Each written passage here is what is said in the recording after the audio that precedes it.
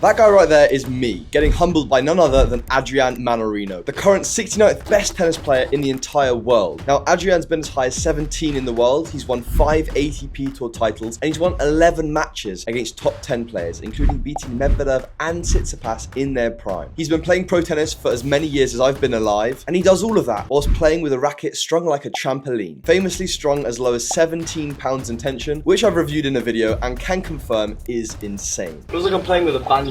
And in a bit of a full circle moment, I'm now playing against him head to head in a 1/4 shootout in today's episode of 100 vs 1. Now, as a quick recap, 100 vs 1 is a series where I'm attempting to play every single top 100 ATP player to see how I face up against them, what I can learn, and who the toughest is to beat. So far, I've played against Jack Draper and Alexei Popper on this journey. I'm actually 1 for 1, so not too bad. Hopefully, we can add another win to the tally. But whilst Mannarino does seem very relaxed on the court, I can tell he was super competitive. And let's just say he had levels of talent beyond anything I've ever seen.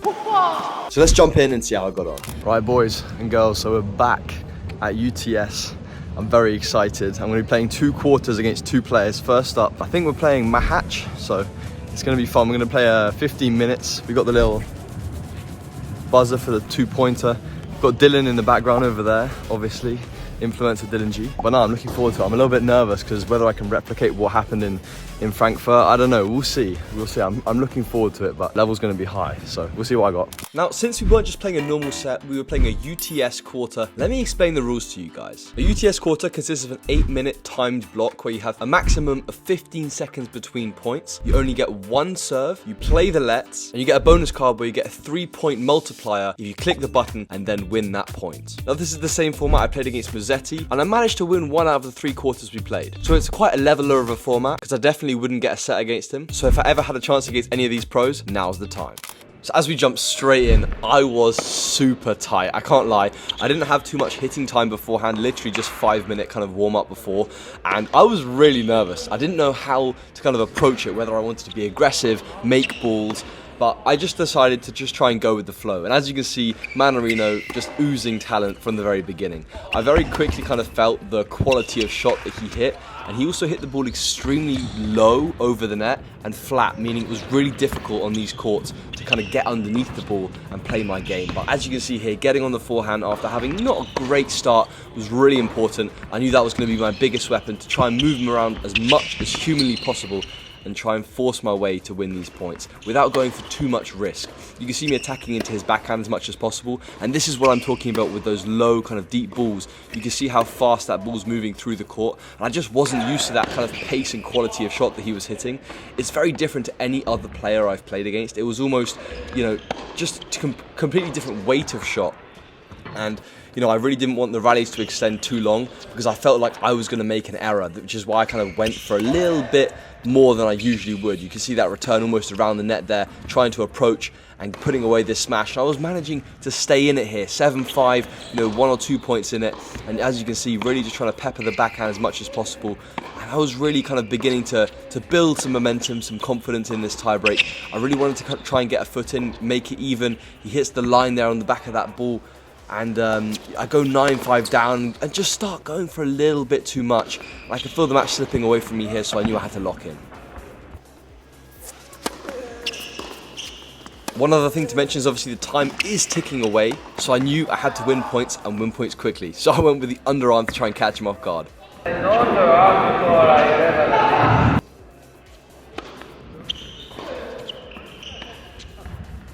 I guess your playing style is a little bit unique compared to most players on the tour. Have you tried to leverage that to your advantage against some of these like big guys, like big players, or are you just like, that's just the way I play, I'm just going to stick to it? It's not really tactic, this is just the way I feel like I can play my best tennis. You know, I'm not trying to concentrate so much on my opponent, I'm just trying to do my things well, play my best tennis and then see how it goes, because I feel like I'm not good enough to adapt to every player, so I'm just trying to play my game. This is also a reason why I don't really care about knowing my opponent a long time in advance. Yeah. I'm not gonna try and adjust to him. I'm just gonna do my things. I don't feel like I know how to do million things, so I'm just doing my own stuff and see how it goes. Also guys, if you enjoy these 100 vs 1 episodes and you aren't subscribed yet, over 50% of you that watched last week's video weren't, so I'd really appreciate it if you went down there, subscribed, supported the channel. Now, let's get back to the video.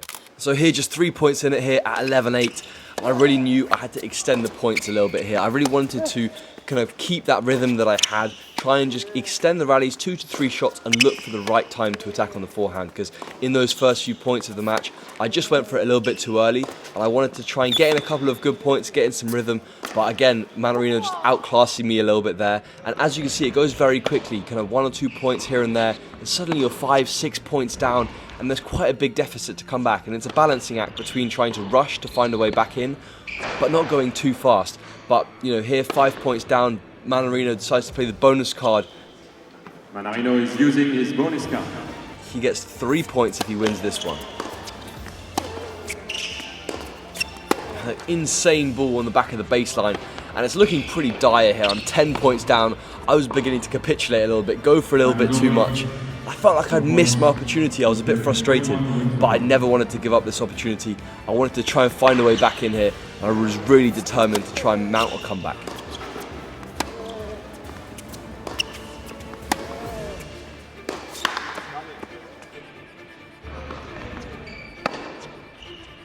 But unfortunately on the deciding point, I go for a drop shot and I don't quite make it. A very humbling experience. I remember every time you were playing at Grand Slam, so we were at the US Open, and I think you were playing Talon Greek sport, so on this like outdoor hardcourt, and I was like, I have to go watch, because like the way that you play is so like effortless. Even when I'm playing against you, I'm hitting like, I don't know, quite a big forehand for the guys that are like futures, like guys that I'm playing, and you're just there so early. And I'm like, I have no time, and then you're just on the ball, relaxed, like it's really impressive. That's what I'm doing well, I guess. So yeah, it's not something I've been working so much on it. It's just kind of timing that I have naturally. So yeah, it's really cool. Good for me.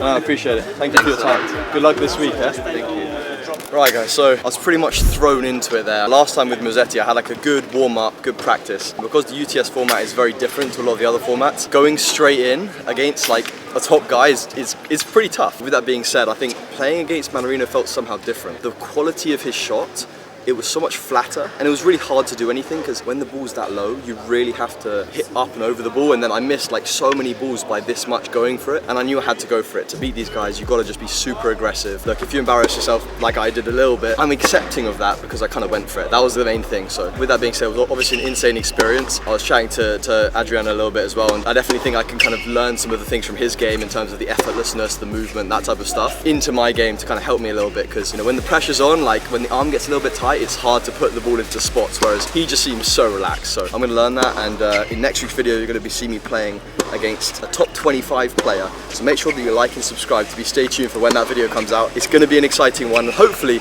a redemption for today's match.